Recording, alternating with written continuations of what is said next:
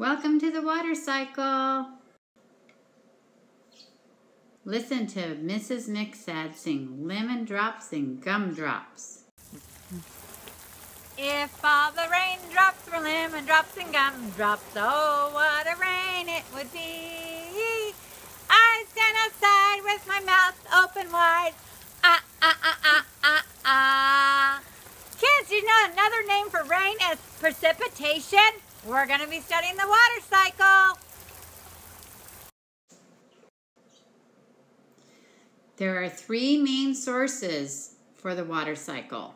The three basic reservoirs are the ocean, which includes lakes and rivers, the atmosphere, and the land.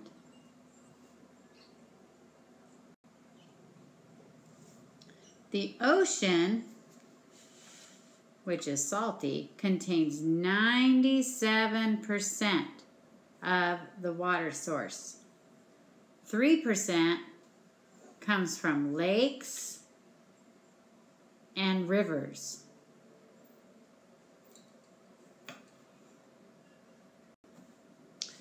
Water leaves the oceans, rivers, and lakes and becomes part of the atmosphere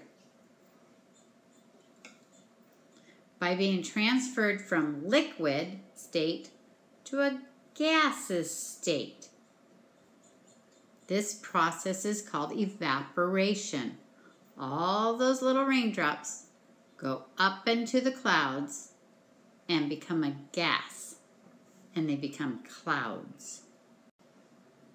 Evaporated water becomes part of a thundercloud,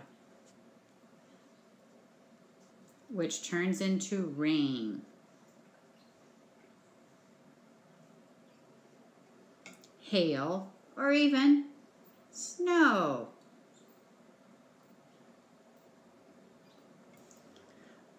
A portion of that will weep down into the ground. The rest flows right back into the ocean, lakes, and rivers. Now listen to what Bill Guy, the science guy, says.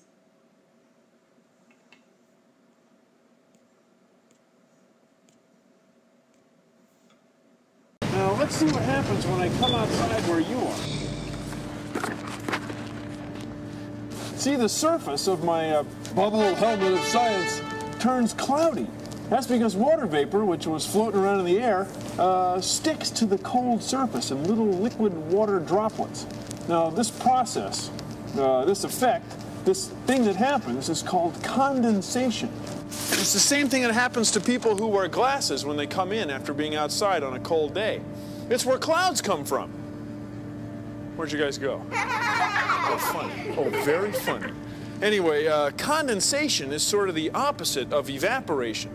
Instead of liquid water gaining energy and becoming a vapor, water vapor loses energy and becomes a liquid. Little tiny droplets that stick to cold surfaces. It's a very important thing about condensation. Water vapor needs a place to stick in order for condensation to happen. Look at the glass next time you drink your milk. Does it seem to sweat? Well, the glass isn't really sweating, of course, but it is wet. It's just the water vapor in the nearby air being condensed. When clouds form, water vapor turns into tiny liquid water drops. But in order for that to happen, the water has to have some place to stick. It has to have something to stick to. So take a look at this. This is our big glass jug cloud apparatus of science. And we're going to make a cloud in here. First, we'll add a little water. This will be the water that will form our cloud. Just swirling it around a little. There. Now, using this pump, we'll pressurize the big glass jug.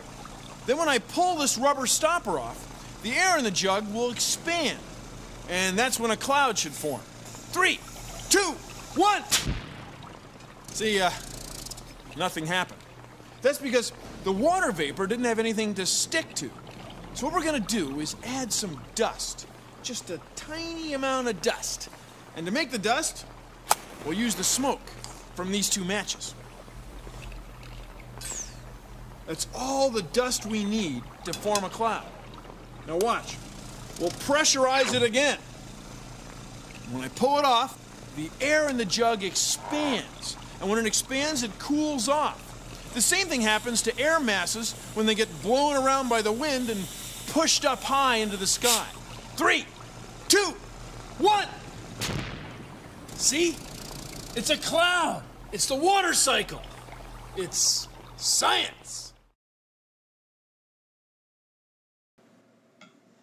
So now I want you to take a little quiz and explain evaporation, precipitation, and condensation in either words, or you can draw a picture.